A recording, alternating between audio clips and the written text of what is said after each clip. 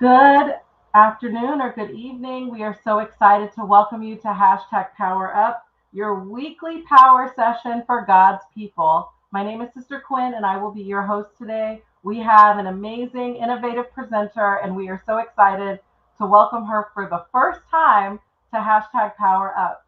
Before we get started, we would love for you to love and share this broadcast.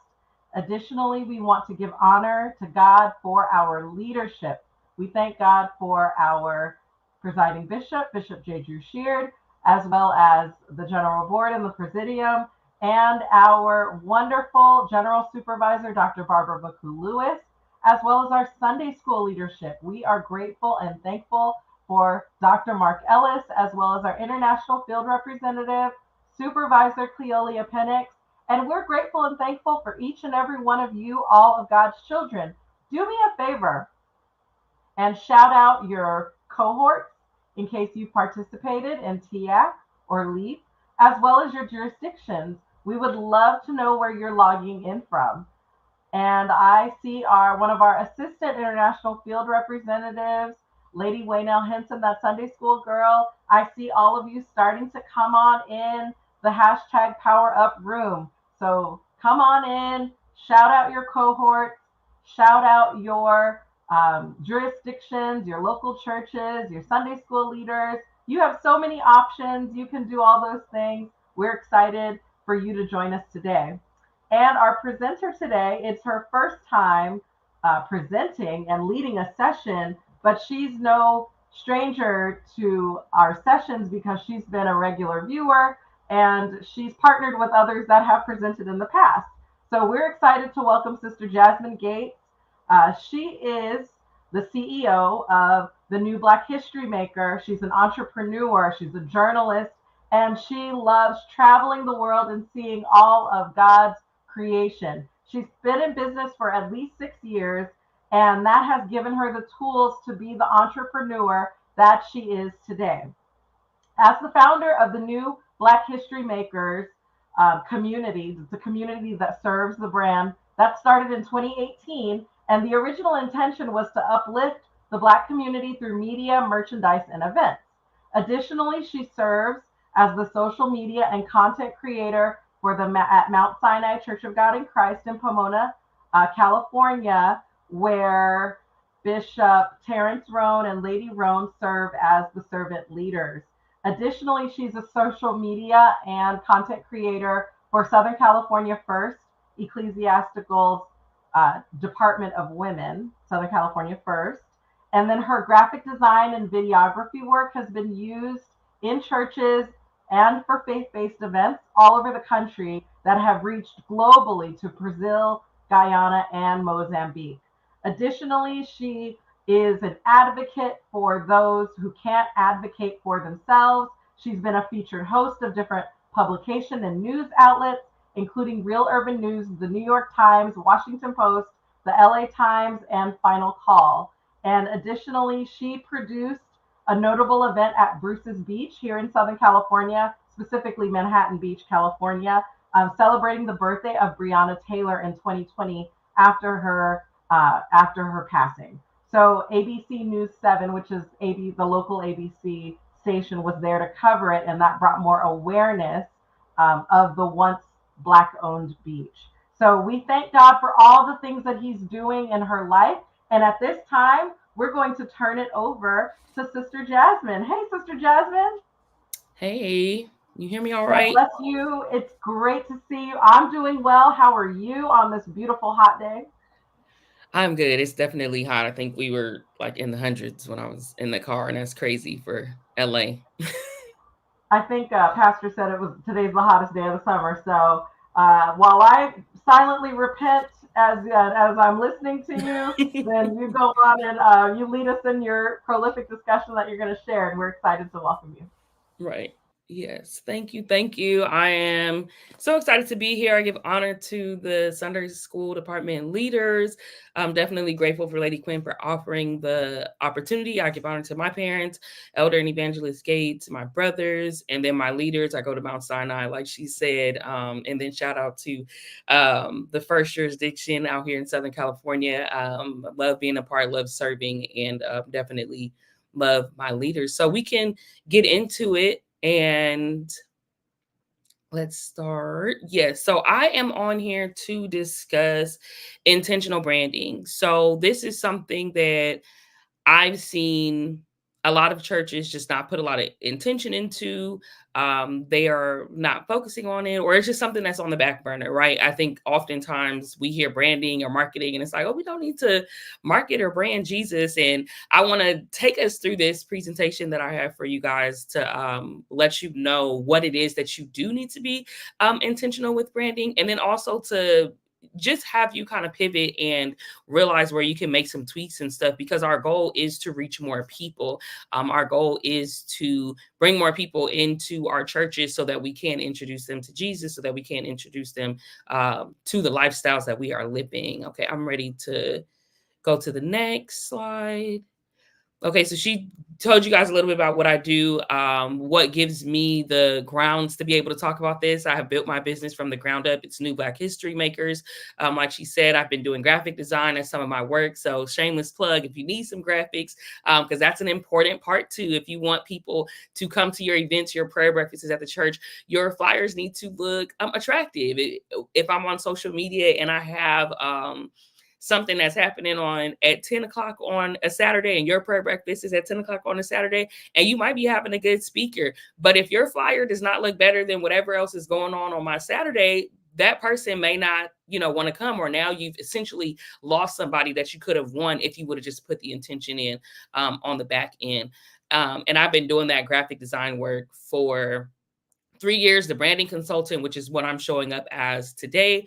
I've been doing that for 2 years, specifically with churches, with believers that have businesses, and then also authors. I really believe that the body has a lot to offer. And sometimes we just get stuck only selling to the people in our jurisdiction, or we get stuck just selling to the people in our church. And then we're like, oh, I plateaued, I'm not making any more money. Well, it's like, well, you tapped out of your immediate circle. So how can we get you to reach more people, right? We can do that through branding. So we'll also get into that. And then Gates University is essentially the business that's attached to the branding consulting that I'm doing. Okay, I'm ready for the next slide. So why is it necessary? One, because times are changing. So I know, God is the same, Jesus is the same, and I understand all of that, right? That there's nothing new under the sun. I get it, right? But the way that we have access to things has changed. The way that we are seeing things, we literally have the world at our fingertips. And because of that, the church also needs to move with the way that the world is moving. Now, we can be stuck and we can say, hey, well, grandma did it this way, so I'm going to keep doing it this way. And then the world is passing us on and nobody is sitting in our churches.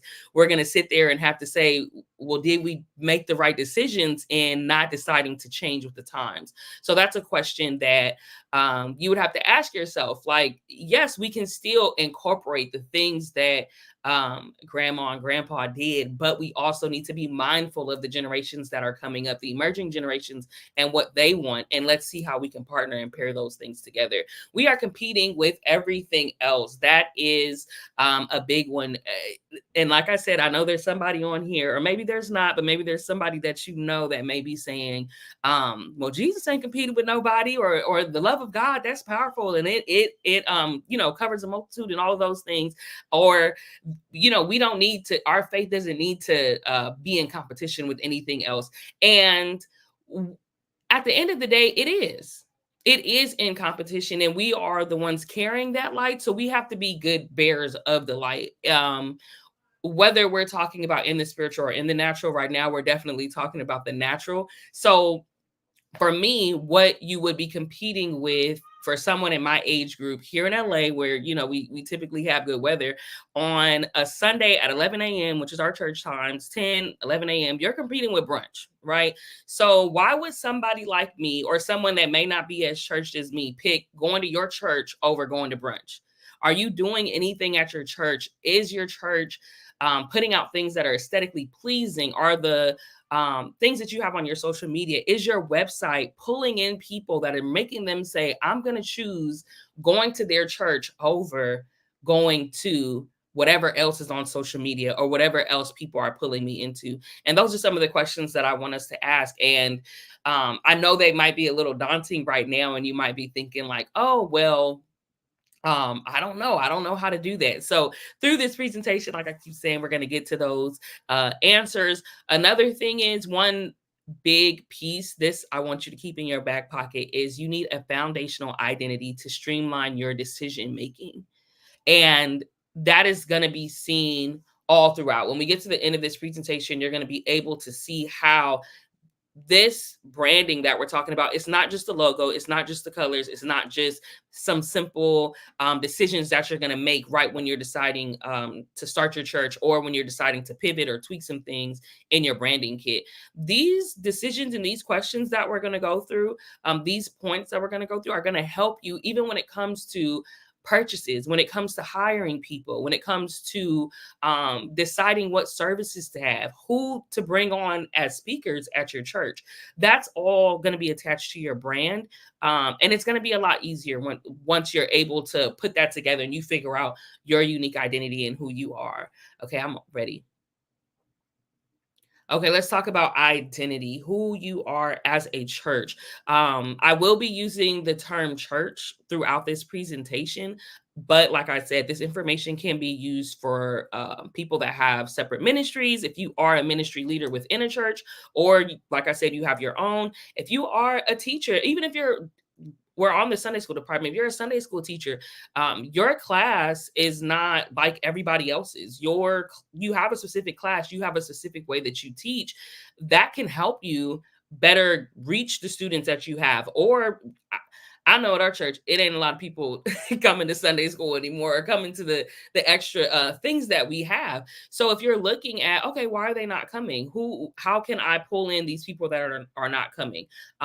Figure out those questions. And this is for you as well. If you're an author, like I said, a business owner, these principles and the things that we're going to talk about can be applied to you. So I just want our minds to be open with that as we're talking, because like I said, the body of Christ, we have a lot of things to offer the world, and we have a lot of great gifts. We've written great books. We have great businesses, but we're only offering them to the people in our circle. And that's why we're not able to grow and be successful in those areas, because we've tapped out of our circle. So I'm ready for the next.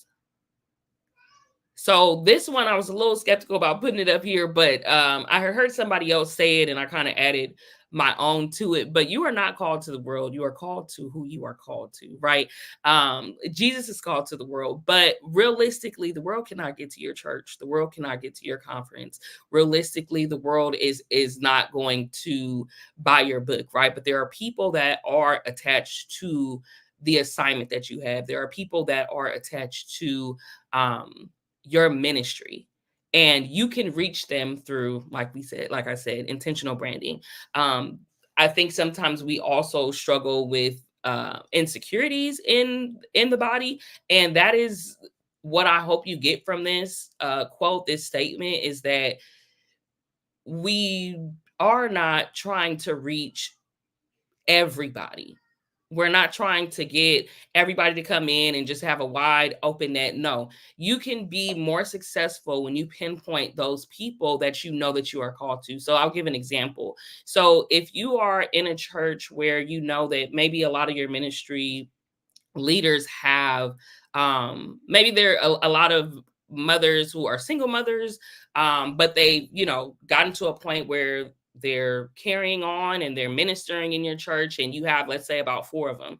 Now you know that when you're going out places, or when you see other single mothers, you can be confident in knowing, hey, this is a place for you, because we have a lot of people here who have experienced what you've experienced. Now, you also may get someone that's not a single mother, but because you're confidently knowing who you have at your church and you canvas, like, okay, we know that we are strong here.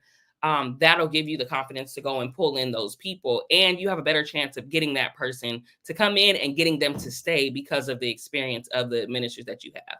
So I just want you guys to take that. Also, just be encouraged and know that, like, your story, your testimony is going to be a part of the branding, going to be a part of why, or the identity that you're using to pull people in. So we can go to the next slide.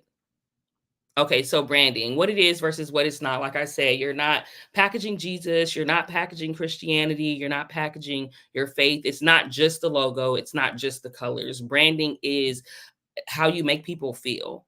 It is how they experience what it is that you have when they're coming into your establishment, when they're looking at the packaging that you're putting together, when they're looking at your website, when they're looking at your Instagram, when they walk into the building. How are people feeling? How do you want them to feel? That's essentially what branding is. So right now, like I said, we're competing with so much in the world, and there's a lot of people who are just not, their first pick is not Jesus, their first pick is not God, right? So there's some type of aid that they need to get them there, and that can very much so be your offering, whatever it is, your place of worship, your book, your conference. That can be it, but they need to know, or they need to be influenced enough to know that, okay, or to pick, that's what I'll say, influenced enough to pick what it is that you have. And if they are not, then we'll keep losing them, and we'll keep having, like I said, empty seats in our churches. So we can go to the next slide.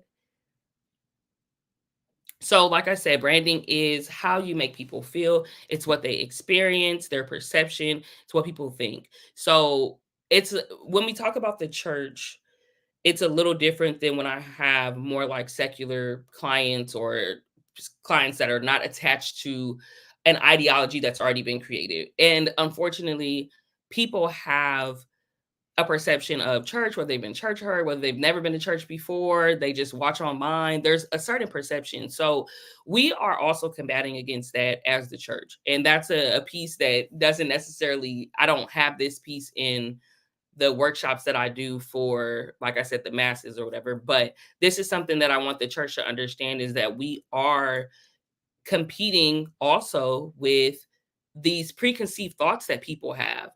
Because if I just wrote a book that was on self-help or whatever, that I'm just branding that. I don't have to fight against too many other ideologies to push that forward. But with the church, most of the outsiders kind of have like a negative perception of us. And that's where I want to also push the encouragement, or just push the understanding of realizing, like, whatever it is that you've overcome, whatever it is that you have gone through, is going to pull in the people that are possibly going through the same thing that you went through.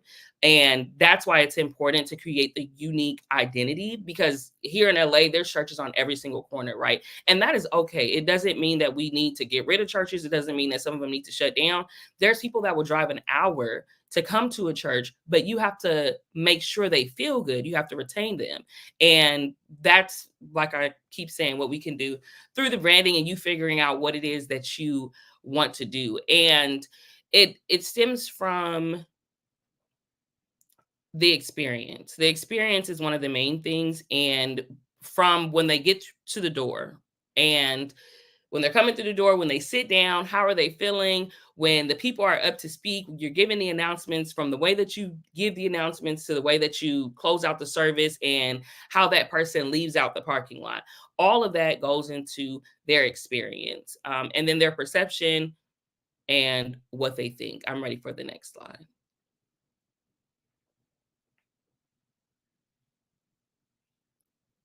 Okay, so you can't control what people think. Like I mentioned earlier, people have their perception of the church, they have their perception of God, but you can definitely influence it and have an effect on what it is that they are perceiving once they come into your establishment. So you can think of a church that you like, or a place that you like. I know one example that a lot of people give when it comes to branding is Chick-fil-A. So Chick-fil-A has a more positive, most times when people go there, you have a more positive experience there than you have it majority of the other fast food places. Now, that was done through intention. That was done because they went and said, how do we want people to feel when they come to our establishment?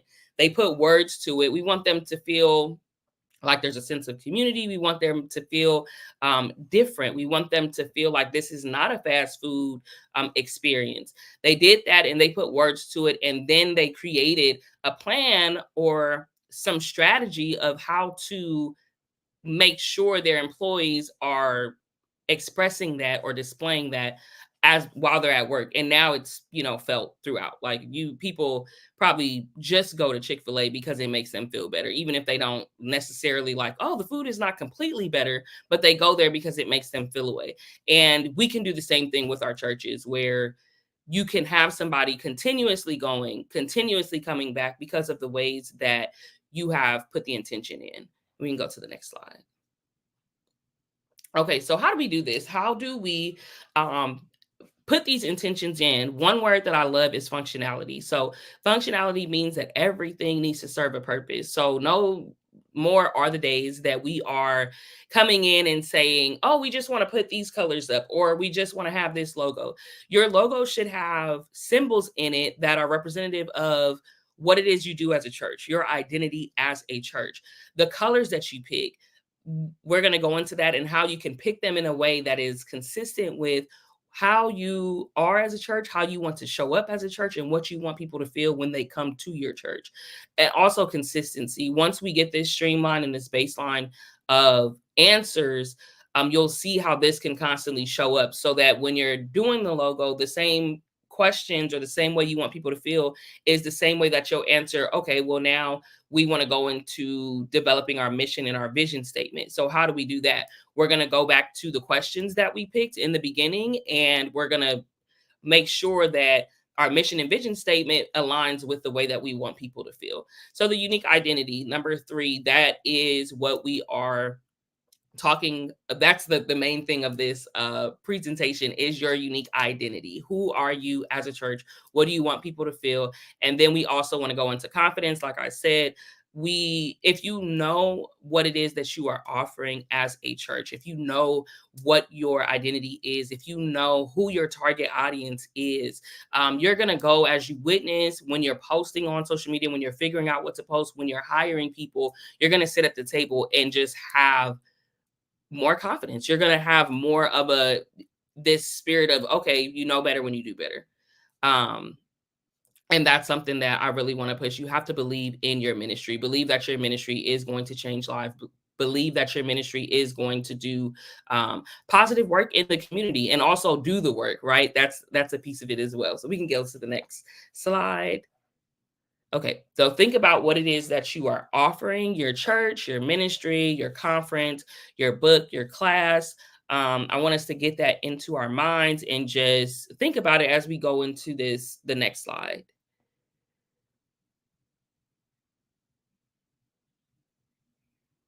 Okay. Okay, this one. So these are 2 questions that are going to serve as your framework. There are a few other questions that we can get into, but these are the 2 main ones. And I've already mentioned, how do you want people to feel? So what we would do with this is take, how do you want people to feel? You might have sentences. Like I said, when it was with Chick-fil-A, I came up with actual sentences, right? How do you want people to feel? If it's safe, if you want them to feel like there's a sense of tradition in your church, if you don't want them to feel like there's a sense of tradition, because some people honestly are triggered by that. So if you know that you're in a space, you're in a location that there's a lot of maybe unchurched people, there's a lot of unchurched people, or you're in a space or you're connected to ministers in an area where there's a lot of people who may just be looking for God, or they're just unsure about things, but they're open to coming to different establishments. That comes with canvassing your area, and we'll get into that in a little later, but you'll figure out what it is. So we'll look at the words tradition versus untraditional. If you want people to feel either of those ways, you would put one of those words down on your list. Then what happens, like I said, safe.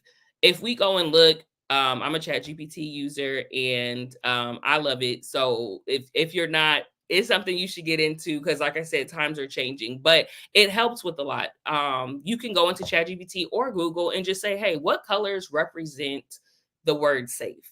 What colors can I use to represent traditional? If your church is more on the old school side and you guys there's a little bit more legacy, you know that there are people, like we are the Church of God in Christ, so you know that people in this area do value the Church of God in Christ, that they do value legacy here. Okay, so I'm gonna put legacy as one of my words, and I'm gonna go in and say, okay, I'm gonna Google what words or what colors represent legacy, and we're gonna look. They'll give you a list of them and you can pick from there.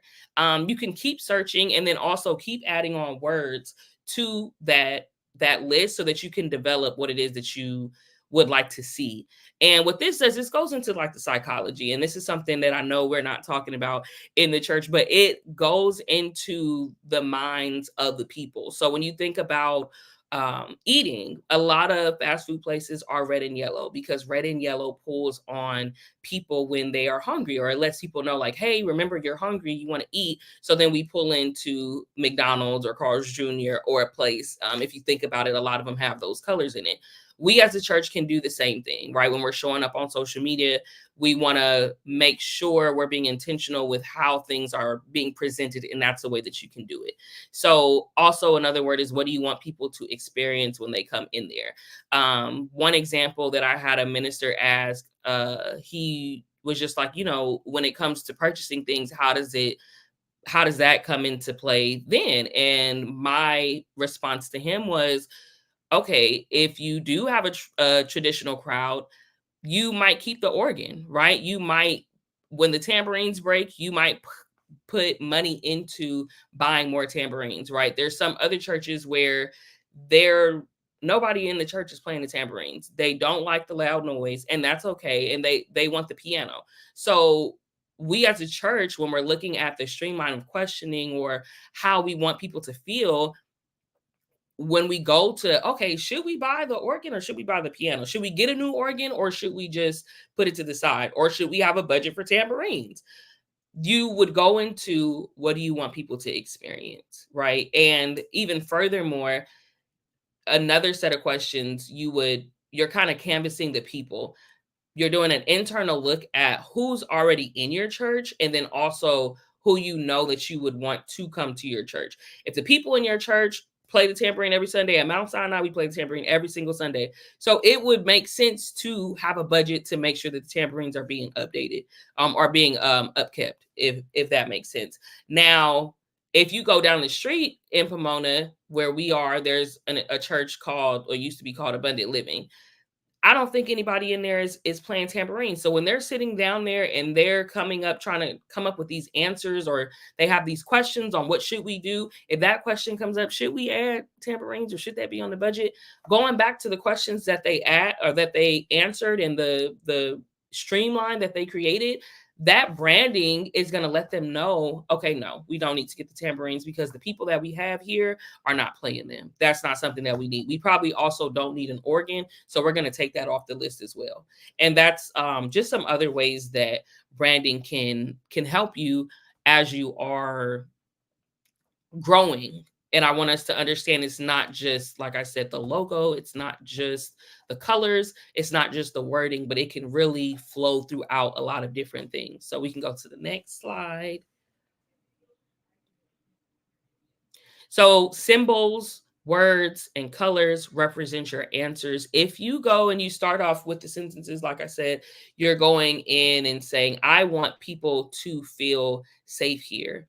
I want mothers to come and feel like they can worship freely. I want men to feel like they have a place to speak here. Or I want the body to feel like there's a sense of community.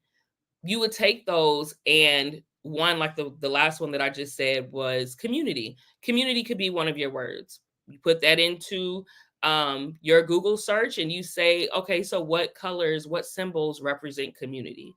And then we go into when you're trying to come up with the logo, you're now implementing all of those things into the logo. When you're trying to come up with the mission and the vision statement, I want to make sure community is there. I want to make sure safe is there. I want to make sure if we are a family church, because some churches are not. Some churches, honestly, right now in LA, like we have y'all, influencers and all of that. There's some churches who are specifically catering to that entrepreneur influencer church. They are not necessarily having the same missions and values as the people that maybe have an older crowd, or a crowd that is retired, or a crowd that is working at 9 to 5, or they have a family. Because most of the entrepreneurs and influencers right now, they're uh, pretty much just working on their own. And I don't know that the traditional entrepreneur is like a family person, but that's a conversation for another day. But I just want us to see how you can have a different identity within the same area of whatever people that you're serving. And you can definitely be explicit with that in your mission statement, in your vision statement, even if when it comes to your name, your church name. I know some of us, the names have been whatever they have been. And it's like, oh my God, if we think to change the name, then people are going to be upset, or that's just change that people are not used to. But if you go and you ask, like if you have a team, you have your board, ask, is this name representative of who we are and who we want to be? And if the answer is no, or you're unsure, I think that's something to consider, changing that. And of course, including all of these questions in the streamline of what I'm saying into that decision of going to constantly go back to, how do you want people to feel? What do you want them to experience? And the name is big because that's the first thing they're going to see, right? If they're on Instagram, that's what they're going to see. If they go to your website, that's what they're going to see. When they pull up to the church, that's on the signs, that's going on all of your shirts, so that's something just to consider. We can go to the next slide. So the implementation of that, I've kind of been mentioning it throughout. So let's say if you are going to create a logo, now this information is good for people regardless of if you are going to be doing the work, if you're going to be the one creating the graphics, or if you are going to be outsourcing, or if you have a team. This information is good for either one. One, if you're the person that's outsourcing and you're hiring people, you still want to know what to communicate to them, especially if you're paying somebody. So a lot of times people will come to me and they'll be like, oh, you do it. You create whatever it is that you want to create. Now, a lot of times that's because they don't have a branding kit. That's because they didn't put the intention into branding on in the back end. So when they come to me, you're leaving it up to my creativity. But when you develop what it is that you want to show up as, when you have your colors, when you have your intentions, and you're able to map that out, you can now give that to somebody and say, hey, I need a logo that represents this. Or if you're, you already have the logo, you're good, you have your colors, you're good with them, but you're doing flyers, right? I need a flyer that represents this. We're going to send you our branding kit and our mission statement, our vision statement, and this is what it needs to be in line with. Or let's say you're getting church shirts. You send that to the person that's creating it, so now they have reference, and it's also consistent with what they're seeing on social media. It's consistent with what they're seeing on the website. It's consistent with what they feel when they walk into your church. So like I said, with the logo, you would essentially go back to those questions. What symbols, words, and colors represent what I want people to feel or experience when they come into my establishment, when they are reading my book, when they are listening to the podcast, when they are doing anything that's attached to whatever it is that you're offering? What do you want to communicate? And that's something that I did not mention, was communicating without communicating. So let's say this is outside of a logo. I'm kind of jumping around, but let's say you have a visitor coming to your church, and or let me put it like this. You have a visitor coming to your church. When they come into the parking lot, there's a sign for them to, like, hey, welcome here. Then they park, someone greets them at the car, they walk them into the church, or they hand them something, maybe a card or whatever. They get into the church and then they sit down. And let's say that's essentially the end of this entry point for the church. how you're making that person feel is welcome, right? How you're making that person feel like, wow, they value me, that they would put intentions towards my entry to come in here, coming into their church.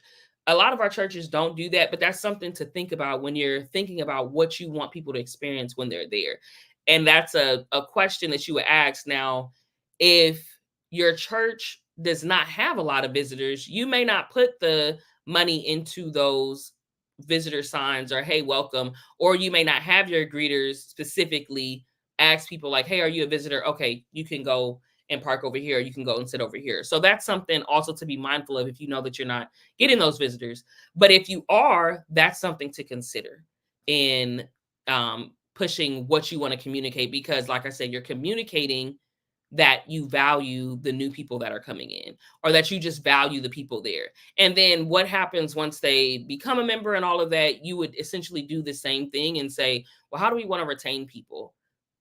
What can we do to make sure that they're there? If that's monthly check-ins, if that's having life groups or what, or and that's another thing too, how you can implement it as well, as what you are choosing to offer outside of the services. And we can also get into that. But this part is essentially about going back to the line of answers that you created. And we can go to the next slide.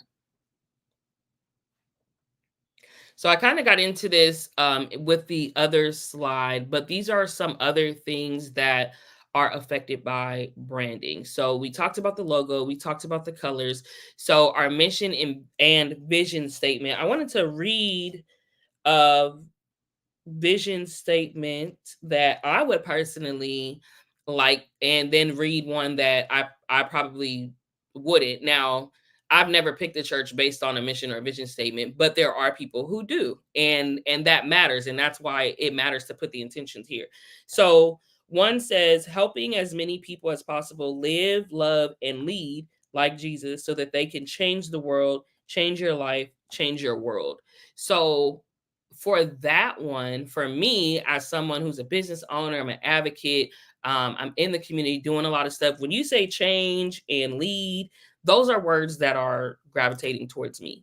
So if that pastor was talking to someone like me, he could be confident in knowing that I probably would attend his church. So he could be confident also in knowing that, hey, I'm going to go to this networking event, and maybe not push that I'm a pastor, but I'm going to meet some people there. And I know that there are probably going to be some change agents there. There are probably going to be some entrepreneurs there who do need to know how to lead effectively with God, right?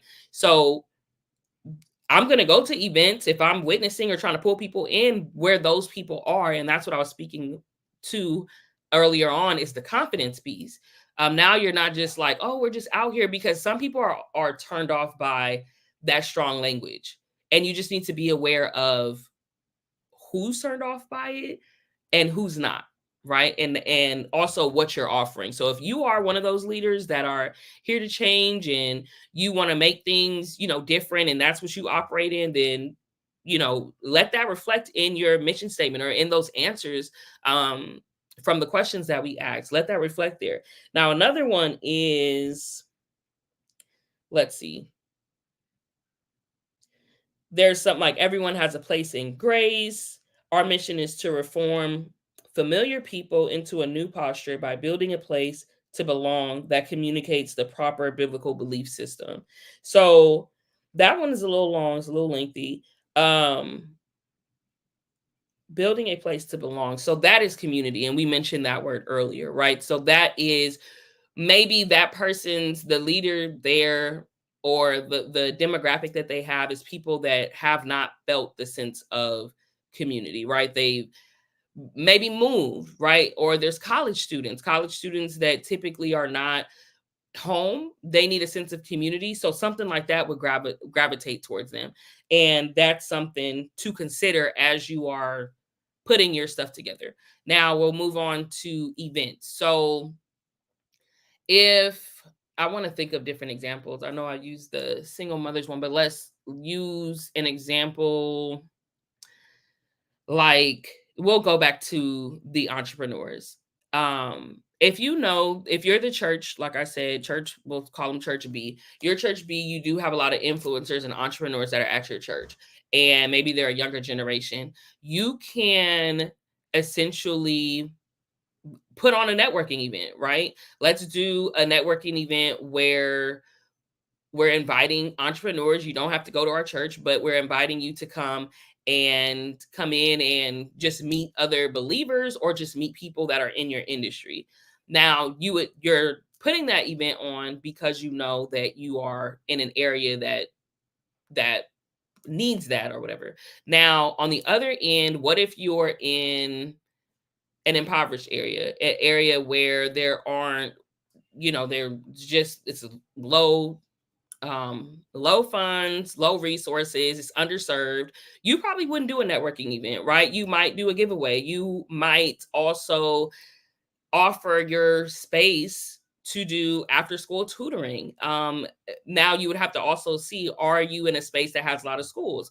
Are you in a space where it's family oriented?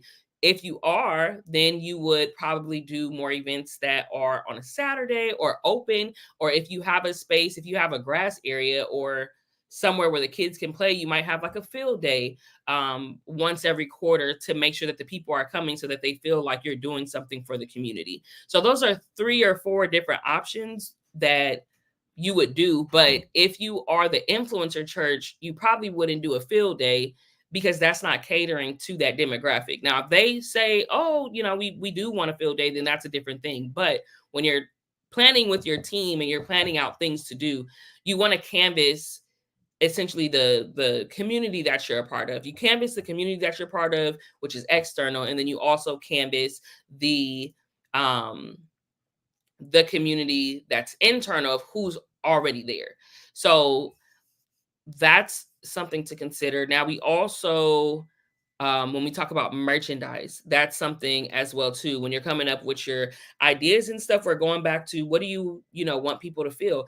If we are more family oriented, our design might be encompassing of that because we want all of the shirts to we want the shirts to be worn from the kids all the way up to the grandparents or whoever is coming to our church. It also helps and affects your flyers. So when, like I said earlier, when you are pushing, hey, we have this networking event that we have coming on, what colors do we want to look? Oh, we want similar colors to what's within our brand because we've already put the intention into who we want to come or what we want to communicate through different people. And then also when it goes to hiring people or bringing people on to your staff, if you are the influencer church or if you are the church that is dealing with college students, you probably wouldn't hire someone that is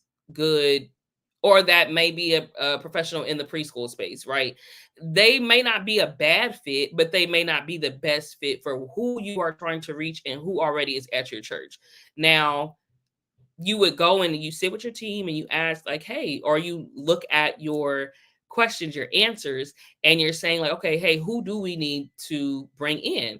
And then when you put out your clarion call to, oh, we're hiring or we're doing X, Y, and Z, you can say these specific kinds of people that enjoy community, people that have been in entrepreneurship for X, Y, and Z, people that are traditional, people that do have experience in the church, or we want someone who is a new Christian.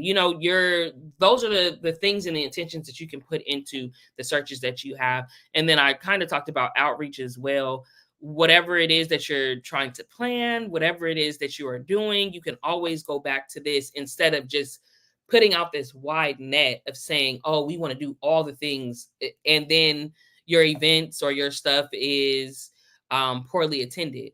So that's just something to really think about and to get in your minds is those 2 questions, like I mentioned or have been mentioning throughout the whole presentation, is just how do you want people to feel and what do you want them to experience? You also want to canvas the internal part of your church, people that already go there, and then also the external who's around.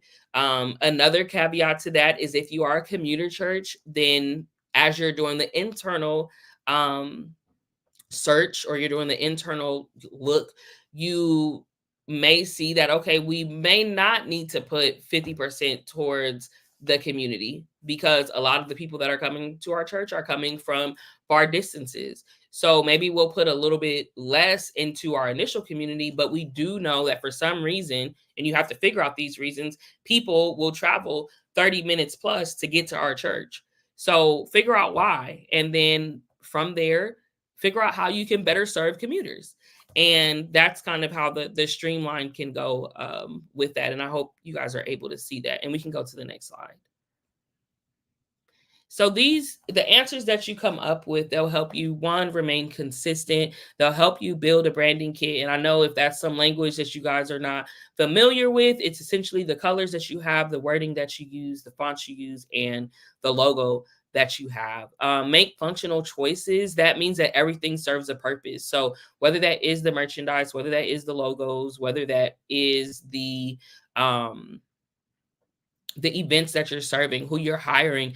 We don't want to just be putting people up, or just be putting stuff on shirts, or just be putting stuff on things just because. We want to make sure that they have a purpose, that we're doing things in order. And then operate in confidence, because you know this as your brand, but you know the ministry, you know the intentions that you're putting into it, you know who you are reaching for. And if you're reaching for somebody intentionally, a certain group, if you put that into words, or you put that into your intentions out there, you'll have a better chance of grabbing them, rather than just saying, oh, people should come into my church because we're talking about Jesus, and Jesus is all, he's good and all of this. Like, no, it's not just that.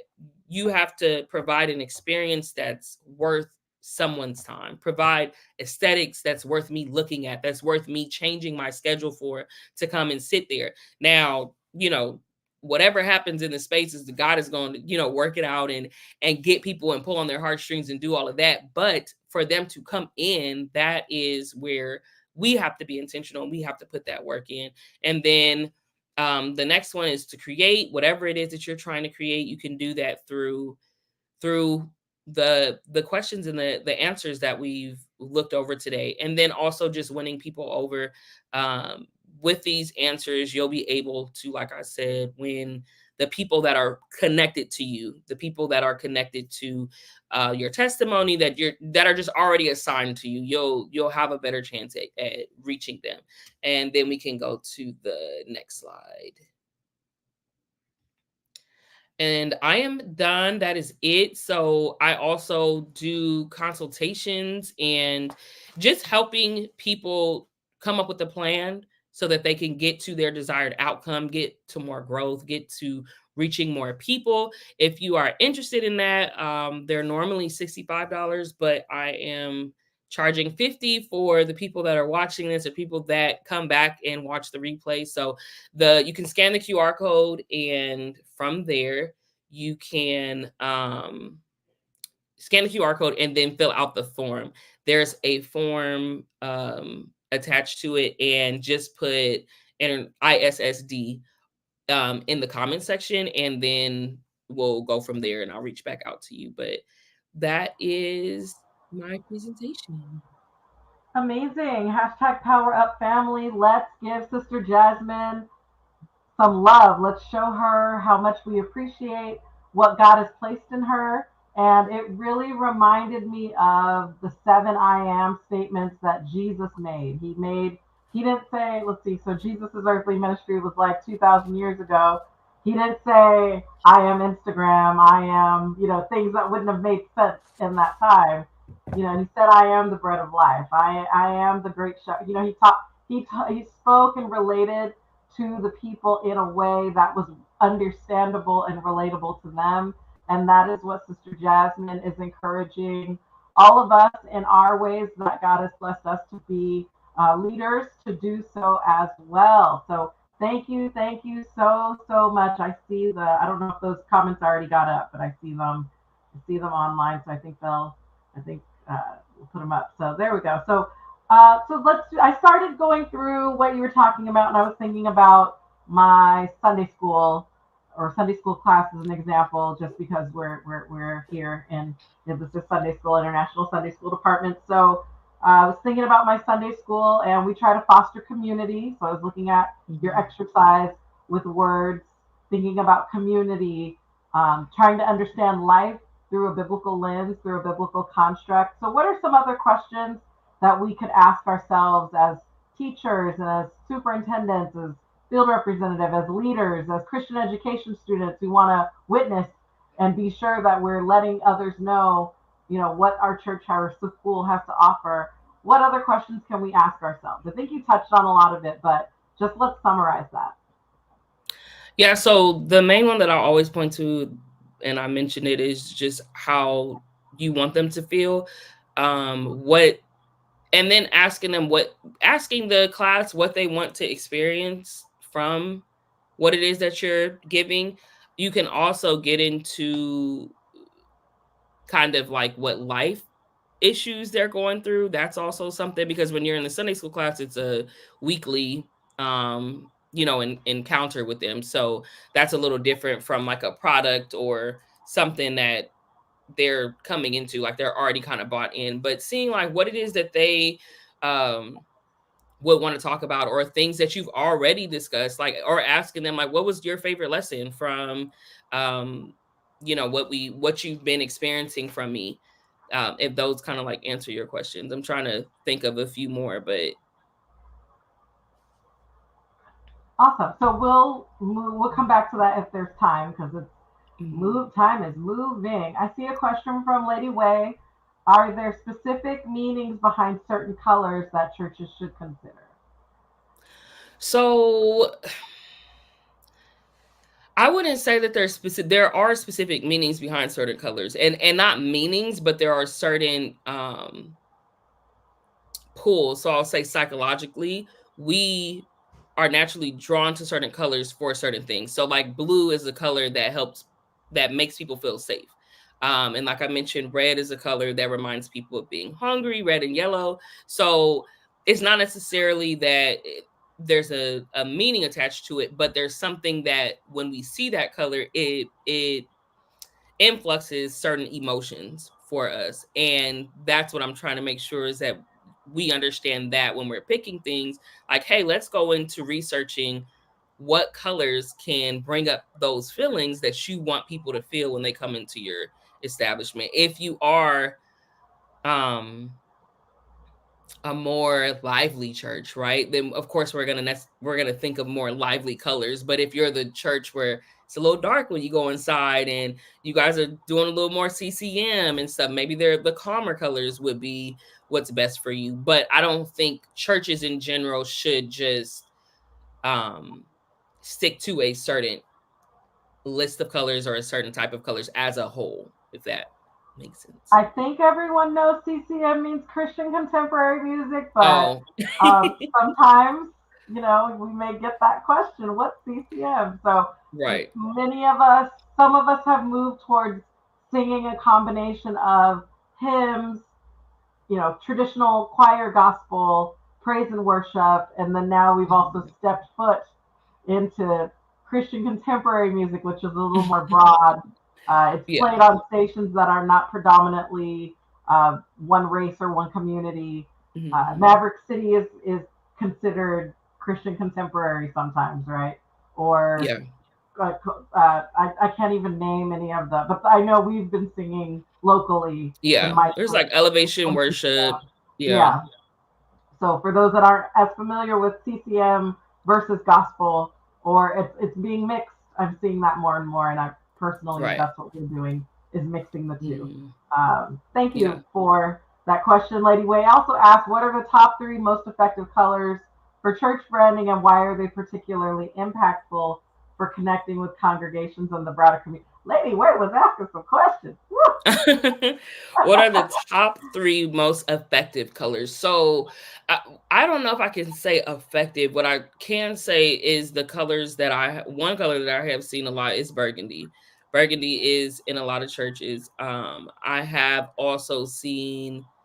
seen blues, And then also right now, a lot of the churches, and I think as they're trying to figure it out, they're putting their logos are just white and black, right? They're doing that, but then the way that they are showing up like in this space, because the colors also matter when you're talking about what the church looks like inside. And I know some of us, the church is just the church, and we haven't really put intention into like what the walls look like and all of that, but that also matters as well. But as far as the colors, I think burgundy is like one that I've seen used quite a bit. The sky blues, that for church is something I've seen, and I think oftentimes people are trying to make sure that people are experiencing that they're not overbearing, because I think sometimes that's the perception of people, like, oh, the church is going to demand me to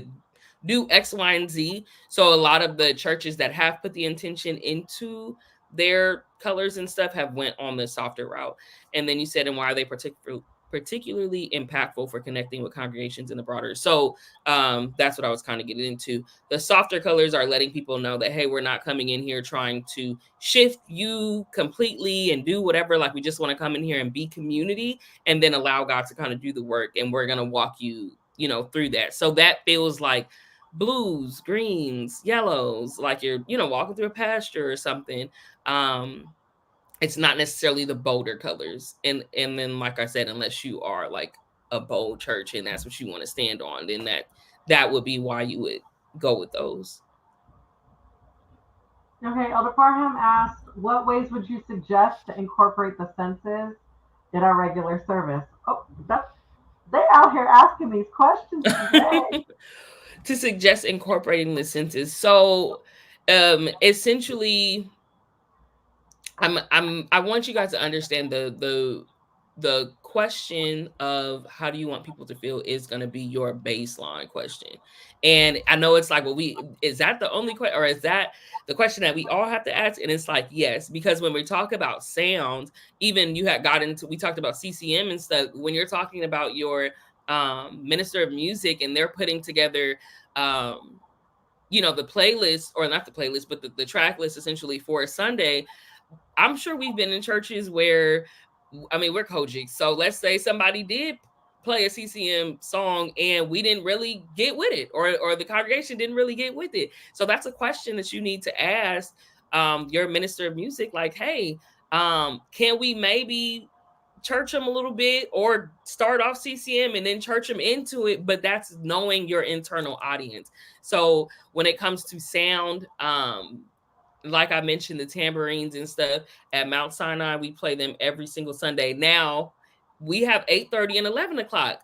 I might be one of the only ones in our 8:30 playing the tambourine, but in 11 o'clock, it's about 15 of us that are playing it. Bishop is dancing and we're going. But even in that space, when it comes to like sound and stuff, it's a little different, and we're the same church. So that's what I would say for that. Now, smell, I don't know if he just put that because it's a part of the census, but um I mean, you would have to see who's in your internal audience, who's there, who's coming, and essentially figure out like, okay, what would this group like, right? If there's I keep mentioning the influencer church, and um those that are, servicing the newer age group of people, they might actually look into making sure that the space smells a certain way. Like, let's make sure we're spraying or whatever. I know when we go to my church, and then when I was going to my grandparents' church growing up, that wasn't something that I saw. I mean, like, it was clean, but you didn't necessarily just smell something when you came in there. But if your audience is caring for that, then I would say, okay, let's put intention into it. And you would go back to seeing, like, canvassing your internal audience and who's there. And then the last question we have that I see is, should a church have a consistent color or text palette for marketing? Yes, so it should be consistent. Now, you can get diverse in it by having having different, so you can have different fonts. So you can range from 2 to 3. 2 to 3 fonts. You can, we'll say 2 to 4. 2 to 4 fonts that you like. And that's simple. You can go into Canva. You can go into Canva. You can go into PicMonkey, whatever programs you use. You can just do a font search. And when you do the font search, you can look and say like, okay, I want fonts that look like this, fonts that, look like that. And you can develop that out so that it's not just the same font for everything, but people will not see anything else outside of the 2 to 4 that you've picked. And then with the colors, I would say you pick 3 to 5, and that gives you a wide range to kind of maneuver throughout so that you're not just like stuck with the 1 or 2, but you can still have diversity there with the consistency that you're providing. So, and then I know he said, go ahead. No, you can go ahead. In addition to your mission statement, your vision statement, and maybe some past recent flyers that you, or JPEGs that you did that were effective in attracting people to find you or helping people to find you, maybe that could be part of your branding kit and what those fonts are. Yeah. So yeah, so depending on if you're pivoting or if you're creating something new, you can include that. But the flyers would stem from your branding kit. So what you have there, your colors and all of that. And then flyers, ideally, it would be nice to have them flow within the same color wave, but it's not completely necessary for the flyers to be the same color all the time. But if you have 5 different colors, then you can kind of interchange them. Okay. I think the identity, the branding identity, I really am convinced that Jesus did this. I think he was thinking about it. He was aware of where he was and who he was talking to. And when you read through Matthew, Mark, and Luke and John, I think you really see that, So thank you so much for giving us food for thought today, Sister Jasmine. We appreciate you taking the time. And if you want to schedule an individual consultation with Sister Jasmine, there is an ISSD Power Up discount. If you want to schedule a consultation, grab your phone, your cell phone, turn it to the camera, hold it up to your screen, and then you can scan that QR code. Otherwise, if they Google New Black History Makers, would they find it? Or do they need to go to Instagram only and do Gates University? What's the best way? So I can, if someone, I can scan it and put the link in the comments. In the comments, awesome. Because yeah. Okay, awesome. Let's do that. So, Power Up family, we want to say thank you. We're in the overtime right now, so we want to say thank you to Sister Jasmine. Thank you to each of you. Next week is the last Tuesday of the Sunday school quarter. So next Tuesday is the day we will discuss we'll do a look forward into the fall quarter for 2024, because many of you, your commentaries are ending, your quarterlies are ending, and we will be kicking off a new quarter, new 13 weeks at the beginning of September. So we will do that next week, most likely a panel discussion. So we're excited to welcome you back, and you will hear from us all together. So God bless you. Have a wonderful week, and we thank God for all that each of you are doing. Have a blessed time. And Sister Jasmine, will you pray us out? Yes. Okay. Dear Lord, thank you for this day. Thank you for this time of just gathering information. I pray that the people that were on here, that they were blessed by the information, but I also pray just increase over their ministries. I pray that you also just strengthen the leaders and that you encourage them to understand that they do have a uniqueness to them that is going to reach the people that they need to reach. If there are any leaders on here that are discouraged, I hope that this information can give them the boost that they need. I just pray that you wrap your arms around them and let them know that that there's more work for them to do and that they should not give up, that they may just need a pivot, Lord. And we're just praying that you continue to strengthen your leaders, continue to pour in them. I pray that you even encourage their body to show them a little bit more love, to give them a little more grace as they are maneuvering and leading them, Lord. We also just pray for the Sunday school department and all the leaders here, everyone that is doing something. We just pray that you also just give them some type of love, or just wrap your arms around them and let them know that you are proud of the work that they are doing and you see them, Lord, and that push them to be encouraged to move forward, Lord. But we are so grateful for this time, so grateful for the assignments that you have placed on our lives, and we're so grateful that you are in relationship with us. And we ask all these things in your name. I pray, amen. Amen. God bless you. See you next week. Thank you so much for joining us today. #PowerUp is part of the learning and development arm of the International Sunday School Department of the Churches of God in Christ. We invite you to sow into this ministry. Your gift in any amount will help us continue to share leading edge biblical educational solutions and leadership tools to churches, districts, missions, and jurisdictions of all sizes. Along with our president, Mark Ellis, we are aiming to continue to reach, teach, minister, assimilate, build, and involve people for the furthering of the kingdom of God. Furthermore, we want to eradicate biblical illiteracy. Your gift in any amount makes you part of this effort as well. God bless you in advance for your gift. We pray that the Lord richly blesses you.